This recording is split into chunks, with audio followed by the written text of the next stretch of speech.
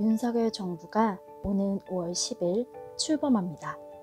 새로운 정권이 시작되는 만큼 문재인 정부와는 차별화된 정책들이 시행되며 특히 에너지 정책에서 많은 변화가 있을 것으로 예상됩니다. 하지만 현재 석탄 발전 비중과 향후 가동될 신규 석탄 발전의 규모를 고려하면 석탄, 원전, LNG, 재생에너지 순서로 이어지는 국내 전력 믹스의 변화는 당분간 기대하기 어려운 것이 현실입니다. 실제로 문재인 정부 출범 당시 석탄발전소의 축소 정책으로 신규 석탄발전소 건설 금지, 30년 경과 노후 석탄발전소 폐지 등을 추진했지만 여전히 국내 전력 생산의 석탄발전 의존도는 가장 높았습니다. 새로운 정부가 들어설 것을 앞두고 원자력 발전의 성장은 기대되고 있습니다.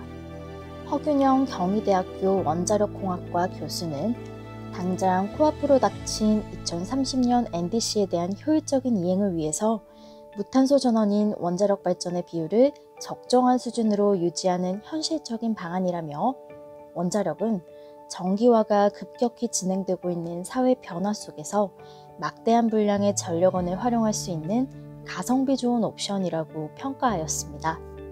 이러한 흐름 속에서 원희룡 인수위 기획위원장은 문재인 정부가 시행했던 탄소 중립 정책의 대대적인 개편을 예고했습니다. 최근 현장에서도 원자력 에너지 정책과 관련한 토론회가 활발하게 열리고 있습니다. 특히 신한울 3, 4호기 건설 재개도 속도가 붙을 것으로 보입니다. 하지만 사용 후 해결료 처분과 신규 원전 건설에 대한 주민 수용성은 여전히 숙제로 남을 것으로 보입니다.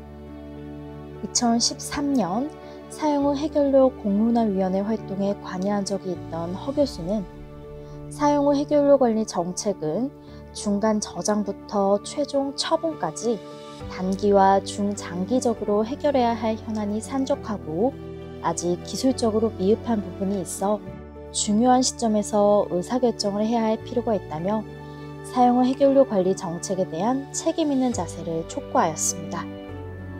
문재인 정부가 다음 정부에서도 사업을 이어가길 원하는 수소 역시 성장세를 이어갈 것으로 보입니다. 세계 여러 나라들이 수소 주도권을 잡기 위해 다양한 정책들을 펼치고 있기 때문입니다. 정기저널에 따르면 2021년 기준 전 세계 17개 국가가 수소 전략을 발표하였고 20개 이상의 국가에서 수소 전략 개발을 위해 노력 중이라고 공표하였습니다.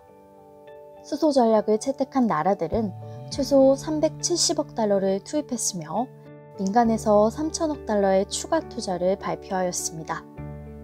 독일, 이탈리아, 프랑스, 스페인이 주도하고 있는 EU의 경우 2030년까지 재생수소 전해조 40기가와트 설치를 목표로 제시하였으며 캐나다는 1차 에너지 수요량의 27%를 수소로 충족할 전략을, 칠레는 전 세계에서 가장 비용 경쟁력이 있는 그린 수소를 2030년까지 생산하겠다는 목표를 수립하였습니다. 뉴질랜드와 호주 역시 그린 수소에 역점을 두고 있으며 호주는 2030년까지 아시아 시장 3대 수소 수출국을 목표로 하고 있습니다. 중동 국가들도 수소를 이용한 석유경제 시즌2를 꿈꾸고 있습니다. 조성경 명지대학교 교수는 대한민국은 자원 빈국으로 절대적 약자일 수밖에 없는 석유경제에서 벗어나 새 경제 질서에서 주권을 행사할 수 있는 절호의 기회를 강제당하고 있다며 수소를 대한민국의 경쟁력을 발휘할 산업으로 특정함과 동시에 에너지 주권 확보의 중요 수단으로 인정해야 한다고 강조하였습니다. 문재인 정부에서 확대했던 신재생 에너지의 경우는 어떨까요?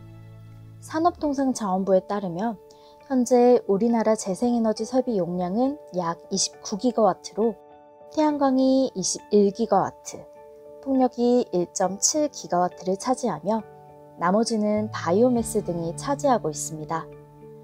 최근 4년간 재생에너지 신규 설치 용량은 18.2기가와트이며 이 중 15.6기가와트가 태양광으로 새로 증설된 재생에너지 대부분을 차지하고 있습니다.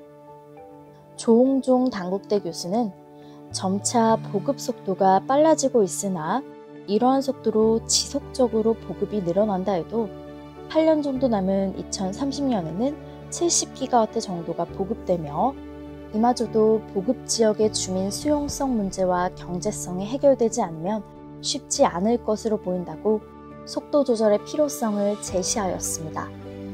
경제성의 문제도 대두될 것으로 보입니다. 태양광과 풍력, 그리고 ESS에 들어가는 주요 광물 자원의 가격이 폭등하고 있기 때문입니다.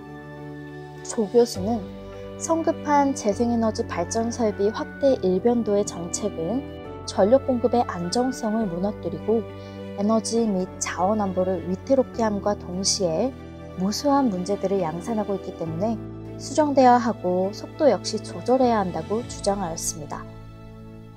윤석열 정부가 곧 출범합니다. 그러나 정부의 변화에 따라 탄소 중립을 해도 되고 안 해도 되는 그런 사안은 아닌 것 같습니다. 어떠한 에너지원을 이용해 언제까지 탄소 중립을 달성할 것이냐 하는 시기의 문제가 아닐까요? 새로운 정부의 에너지 강국으로 나아갈 방법에 대해 좀 더 자세한 내용을 알고 싶으시다면 정기저널 4월호를 참고해주세요. 지금까지 들리는 정기였습니다.